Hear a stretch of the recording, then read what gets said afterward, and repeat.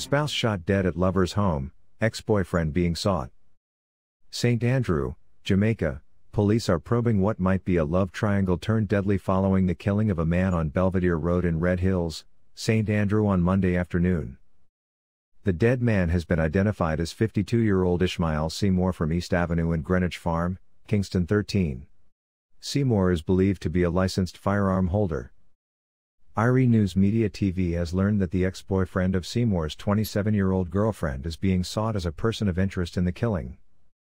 Reports are that around 1 p.m., the girlfriend was at home with her ex-boyfriend, when Seymour, who was her current partner, reportedly showed up and tried to gain entry.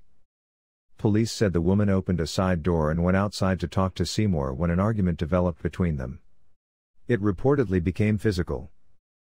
It is understood that the woman fled to the back of the house and shortly after 4 loud explosions sounding like gunshots were heard.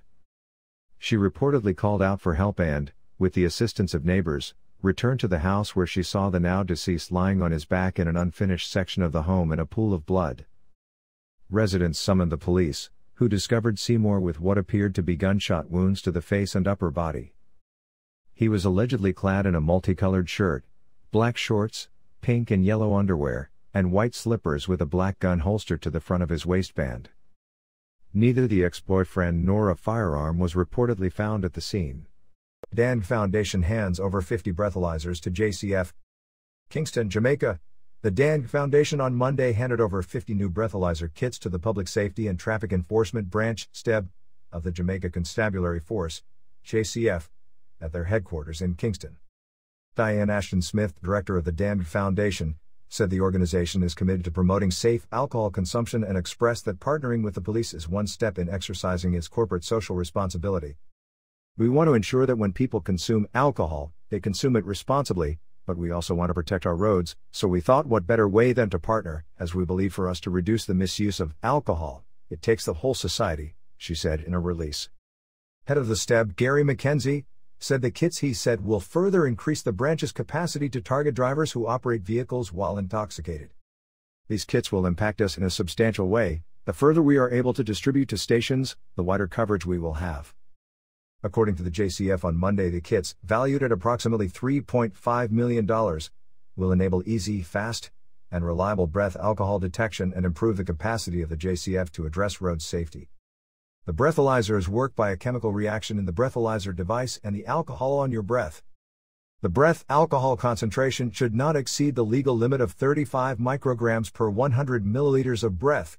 Following this preliminary exam, if an individual's blood alcohol concentration exceeds the legal limit, they are detained and brought to the station where a more comprehensive test is conducted by the Intoxilyzer 800 for a printout of the information that will be used as evidence in court. Wage damper. BOJ's advice against hefty pay rise puts thousands of workers in a bind. The Bank of Jamaica, BOJ, is cautioning businesses against excessive pay rises for employees as the country continues to grapple with inflation concerns. Speaking earlier on Monday at a quarterly monetary policy briefing, BOJ Governor Richard Biles says sharp increases in salaries without an attendant increase in productivity will hurt the economy. As Jamaicans celebrate a historic low unemployment rate of 4.5% as registered in April this year, the Bank of Jamaica is sounding the alarm about the growth in wages. The growing labor shortage in key areas in the economy could prompt significant increases in salaries. The logic is that employers will pay more to retain existing staff and pay more to attract staff to fill key vacancies. This, on the surface, seems like a good economic areas could prompt significant salary increase thing for workers. Jamaica's point-to-point inflation rate, which is the greatest indicator of the cost of goods in the country, stands at 6.6%. This is slightly above the 4 to 6% target range set by the BOJ. Governor Biles is cautioning business leaders to keep their pay rises modest. He says the smart thing to do is keep wage rises in line with the inflation projection. Under the government's compensation restructuring exercise, the average public sector worker will see a 178% increase in their monthly wage come 2024. This, Mr. Biles says, has now been priced into the Jamaican economy. As Jamaicans celebrate a historic low unemployment rate of 4.5% as registered in April this year, the Bank of Jamaica is sounding the alarm about the growth in wages. The growing labor shortage in key areas in the economy could prompt significant increases in salaries. The logic is that employers will pay more to retain existing staff and pay more to attract staff to fill key vacancies. This, on the surface, seems like a good thing for workers.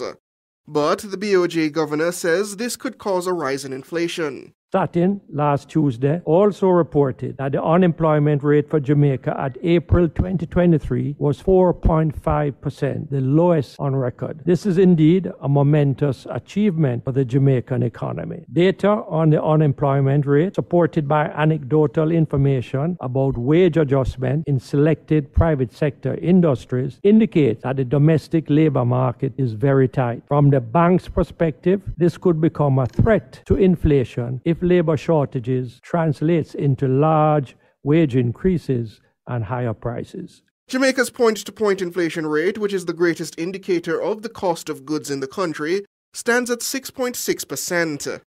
This is slightly above the 4 to 6% target range set by the BOJ. Governor Biles is cautioning business leaders to keep their pay rises modest. He says the smart thing to do is keep wage rises in line with inflation projections. If we do get large wage increases and those translate into increased prices, then we are going to have a new cost push effect on inflation. If those wage increases are A, not that substantial, or B, accompanied by increased productivity, then the impact on price increases should be nominal and not so much of a threat. So that is the challenge, that the wage increases be accompanied by productivity or not be significantly increased. Under the government's compensation restructuring exercise, the average public sector worker will see a 178% increase in their monthly wage come 2024. This, Mr. Biles says, has now been priced into the Jamaican economy. Well, I think the government has done its major wage and salary adjustment, and that has passed through the system. I don't know of any other major adjustment to come in the public sector, but the private sector are constantly doing wage adjustments, and those are the ones that we have some concern about, that they are not too substantial or that they are accompanied by productivity increases. Siobhan Campbell for Nationwide News.